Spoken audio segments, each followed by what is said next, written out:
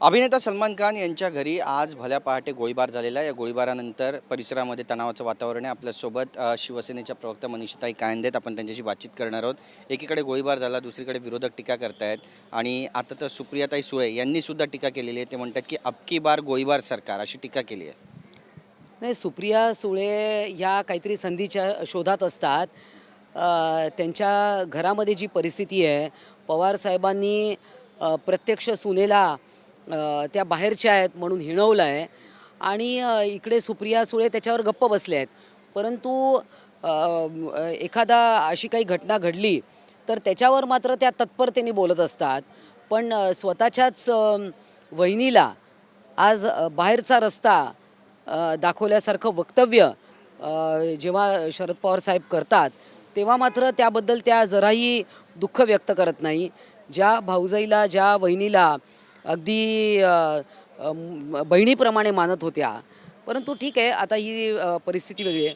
परंतु आज माननीय मुख्यमंत्री यांनी याच्यावर अतिशय कडक सूचना अशा दिलेल्या आहेत, आदेश दिले आहेत पोलीस महानिरीक्षकांना आणि त्यांच्या घराबाहेरची आणि त्यांच्या स्वतःची पण जी सुरक्षा आहे ती वाढवण्यात आलेली आहे। स्वतः माननीय मुख्यमंत्री सलमान खान यांच्याशी बोललेले आहेत आणि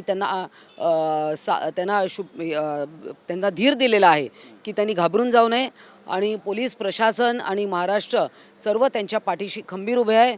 मुख्यमंत्र्यांनी त्यांना अशा प्रकारे फोनवर त्यांना आश्वासन दिलेलं आहे। त्यामुळे सलमान खान यांनी घाबरून जाऊ नये आणि पोलीस प्रशासन पूर्णपणे आणि सरकार त्यांच्या पाठीशी आहे। ये वाला लेते हैं। Inverter AC. आप गैम्बलर हो ना? गैम्बलर? जुआ खेलते हो ना? तुम जुआ खेलते हो? अरे नहीं, ये तो कुछ भी बोले जा रहे हैं। इतनी महंगी और नाजुक एसी खरीद कर स्टेबलाइजर नहीं लोगे तो ये जुआ नहीं हुआ तो क्या हुआ? सिर्फ एक फ्लक्चुएशन आपके इन्वर्टर एसी के पार्ट्स को डैमेज कर सकता है। उसे वी गार्ड से सुरक्षित रखिए। V guard, India's number 1 stabiliser. पण अनिल देशमुख यांनी पण टीका केली आहे। ते म्हणतात की राज्यामध्ये कायदा सुव्यवस्थेचा प्रश्न निर्माण झालेला असताना गृहमंत्री नेमकं काय करतायत, गृहमंत्री प्रचारात व्यस्त आहे, अशी टीका पण केली आहे।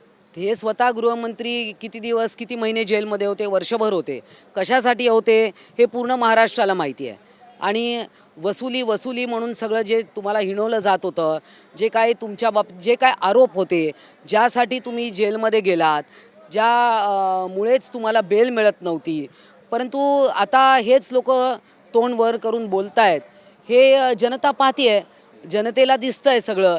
त्याच्यामुळे एखादा प्रसंग झाला की लगेच सरकारवर दूषण द्यायला ही मंडळी तयार असतात।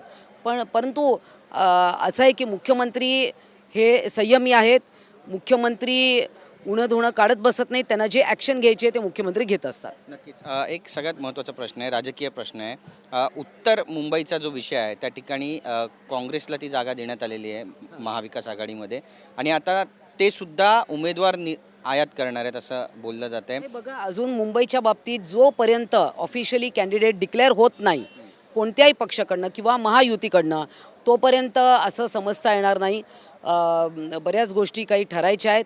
लवकरच या सगळ्या गोष्टी जिकडे कुठे अडचण निर्माण झाली आहे त्या सगळ्या सोडवल्या जातील। पण काँग्रेसची अडचण होते त्यामध्ये असं म्हणावं, कारण शिवसेना आणि NCP हे दोघेही काँग्रेसला गिळंकृत करण्याचं काम करत आहेत मुंबईमध्ये, कारण आता तेजस्विनी घोसाळकर यांना काँग्रेसमध्ये घेऊन त्या ठिकाणाहून उमेदवारी दिली जाईल असं बोलतात। आमच्यावर टीका करतात, परंतु असं आहे की मी जसं म्हटलं की उमेदवार ठरवण्याचा अधिकार त्या पक्षाचा, त्या घटक पक्षाचा आहे।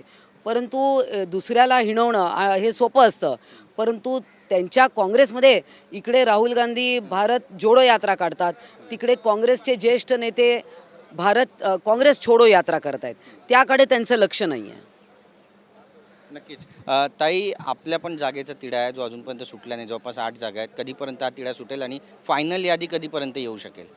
बघा, ज्या पद्धतीने फॉर्मची शेवटच्या तारखा जवळ येतील त्या योग्य वेळी या सगळे नावं जाहीर होतील। धन्यवाद आमच्याशी बोलल्याबद्दल। कॅमेरा पर्सन योगेश गुरवसह गिरीश गायकवाड, TV9 मराठी, मुंबई।